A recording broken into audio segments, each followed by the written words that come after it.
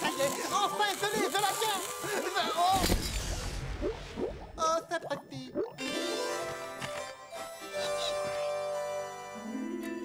Papa!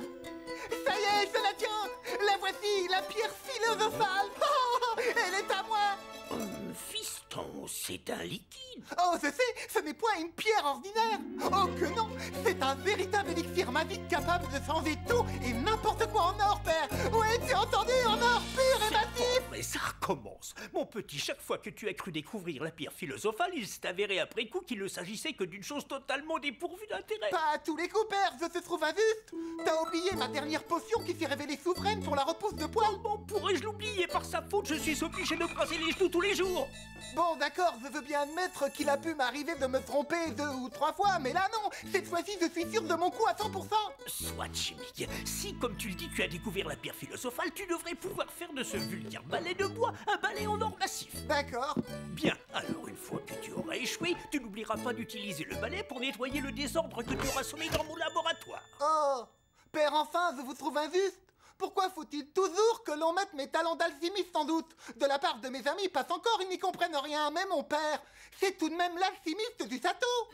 Eh bien, soit, je vais leur montrer, moi. Je vais sur le sang transformer ce vulgaire balai en sceptre d'or. Et là, ils seront bien obligés de me croire et de reconnaître mon génie.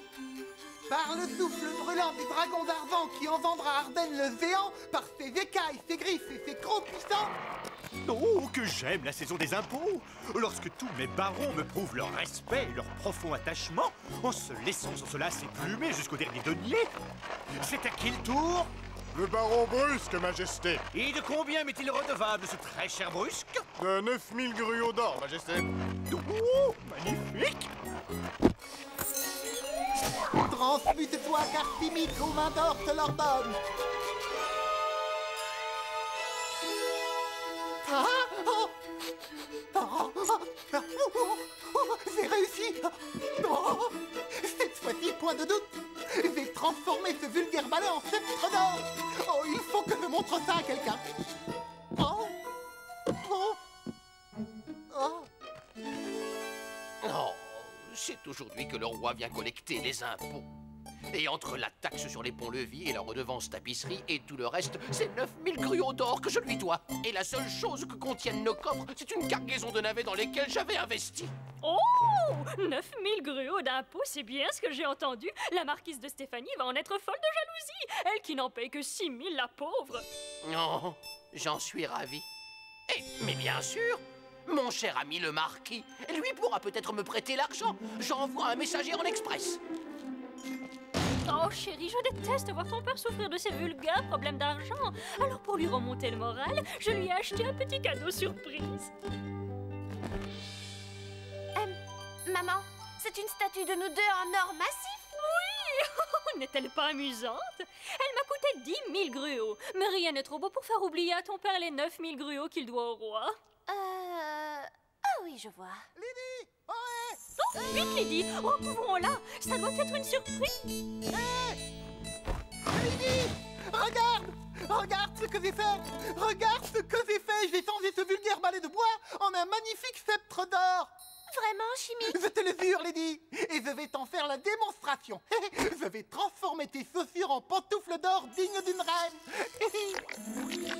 Par le souffle brûlant du dragon d'argent qui engendra... Suis-moi, Lydie. Il faut que je te montre la robe que j'ai achetée et que je porterai pour offrir la statue à ton père. Elle vaut la rançon d'un monarque. Moi, chimique aux mains d'or, je vous l'ordonne, ô éléments en or, transmutez-vous sur le sang!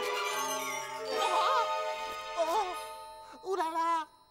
J'ai bien peur que l'enthousiasme aidant, je n'ai été un temps soit peu trop loin. Oh, mais c'est terrible, c'est horrible. Il faut vite que je les retransforme avant que quelqu'un ne les voie. Quoique, d'un autre côté, elles peuvent attendre que j'ai montré aux autres la toute-puissance de mes enchantements. Prêt, Bob?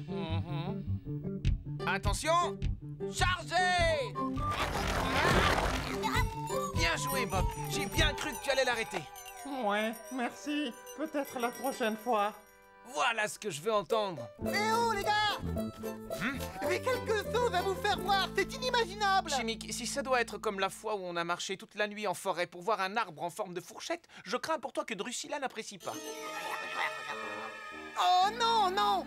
Ce que vous allez voir vous causera un tel choc que votre sang se mettra à bouillir, que vos yeux tenteront de s'échapper de leurs orbites, que vos oreilles se mettront à siffler, sonner, à tintinabuler, et vos orteils à transpirer d'abondance dans vos brodequins. Bon, ben ce coup-ci, c'est sans moi, les copains. Pas question, vous venez tous! Allez! Avouez que vous m'en pensiez incapable. Pourtant, je l'ai fait. Oui, j'ai réussi. De l'or. J'ai réussi à faire de l'or. Waouh! Sérieux, c'est vraiment de l'or?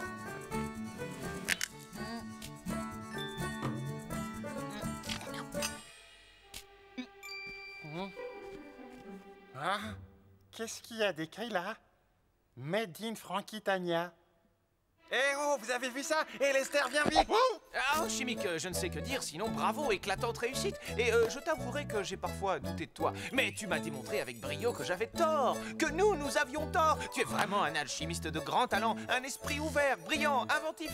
Et tu es positivement radieux dans cette tenue, mon vieux Chimique. Ah, misère!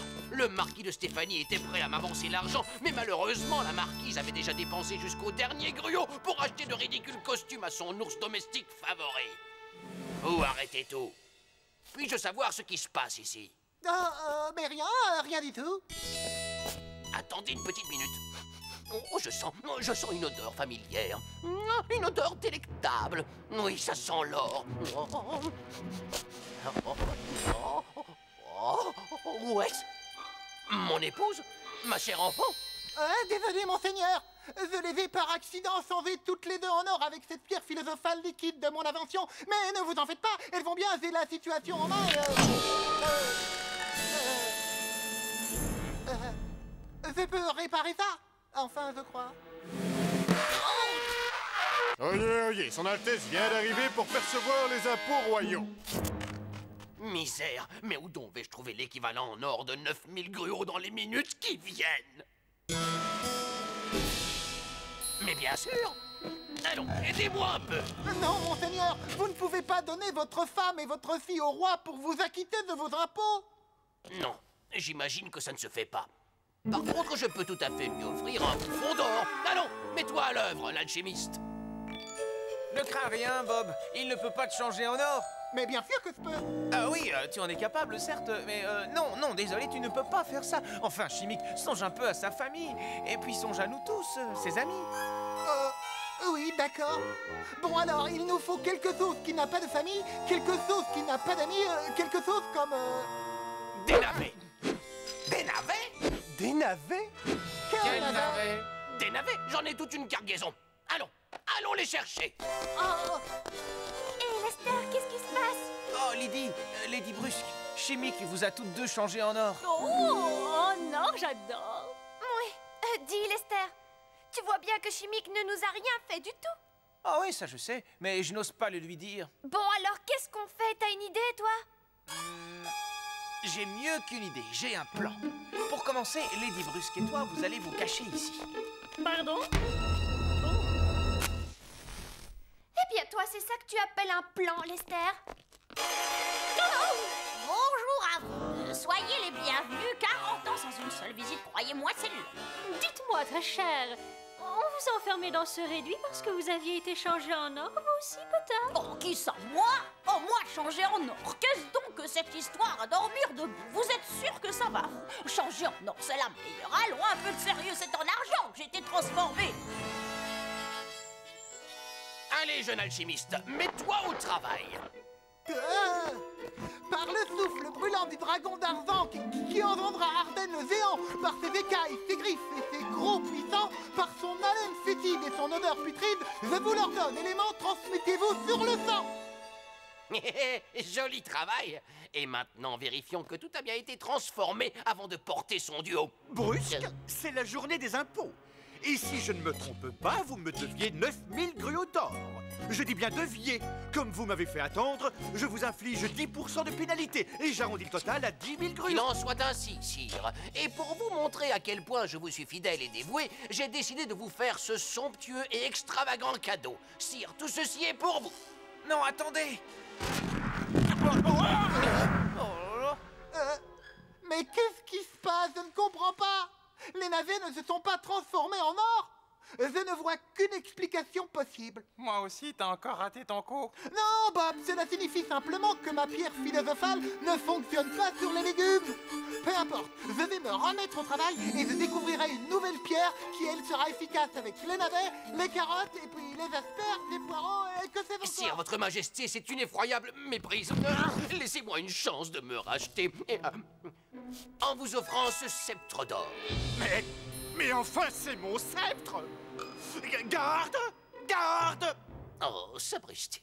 Vous voilà, Geoffrey, mon ami. J'ai un petit cadeau pour vous réconforter. Eh bien, très cher, je suis ravi.